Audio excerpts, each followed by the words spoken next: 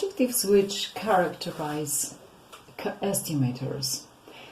The first definition is, we shall say that estimator theta hat of parameter theta is consistent if the limit of n tending to infinity of probability that theta n hat minus theta is less than epsilon equals 1.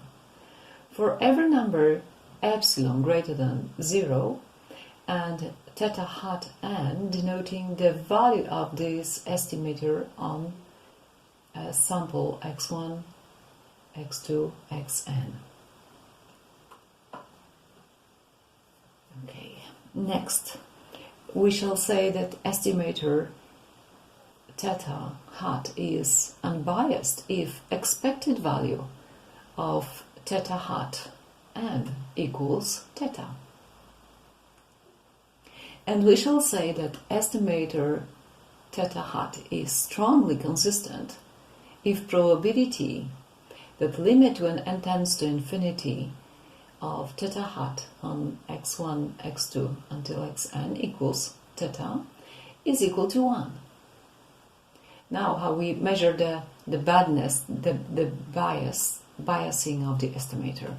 The bias of an estimator is the following number. This is Bn of theta hat, which is measured as expected value of theta n hat minus the value of theta. And of course, if this number Bn theta hat is equal to 0, then estimator theta hat is unbiased. So let's continue with the following example. Let's x1, x2, xn be a sample from a population with a feature x having a finite variance sigma squared.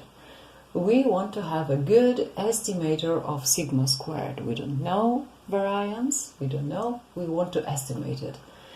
So natural question is, let's find the variance of the sample. And the question is it a good estimator of population variance? So, officially, is the empirical variance, empirical means the variance of the sample, is the empirical variance S squared given by 1 over n sigma from I equal 1 to n xi minus x hat squared, where x hat, you have already seen that before, it's the ordinary mean, right? The sum of all terms divided by n. Is this number an unbiased estimator of the population sigma squared? So the answer, surprising answer is no. Surprising answer is no, because expected value of S squared is not equal to sigma squared. It is equal to n minus 1 over n sigma squared, which is practically not the same. It's practically not the same. Of course, if we take very big n, the difference is very, very small. But the trick is about taking smaller n, because it's cheaper, and extrapolate the result to the whole population. So generally, so this is not a good estimator, it's biased. So what's the bias of this estimator?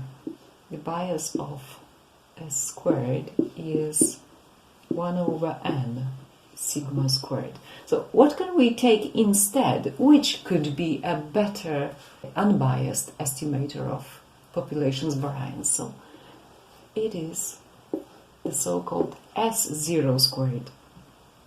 S0 squared is n over n minus 1. So let's just get rid of this by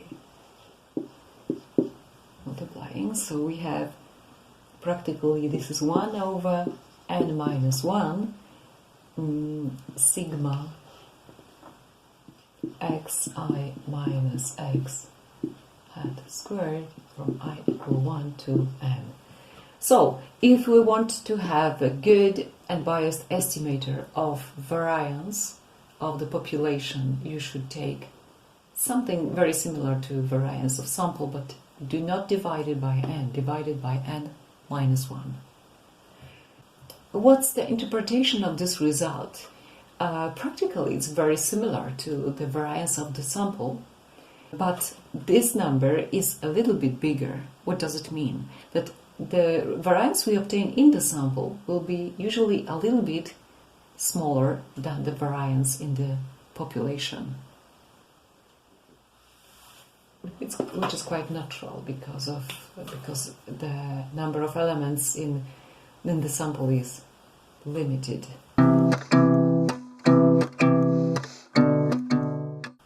Which one is better? The better is the one which is more effective, which means that the variance of the given estimator is less than the variance of the other one. So the smaller the variance of the estimator, the better. The next very important theorem tells about the variances of estimators. So for every unbiased except uniform estimator theta n hat we have, the variance of this estimator is greater or equal 1 over n expected value of d theta logarithm of f x theta squared. Now this is a partial derivative over theta. So this variance is greater or equal such number. The denominator is called Fisher's information. Okay, so the variance is always greater or equal.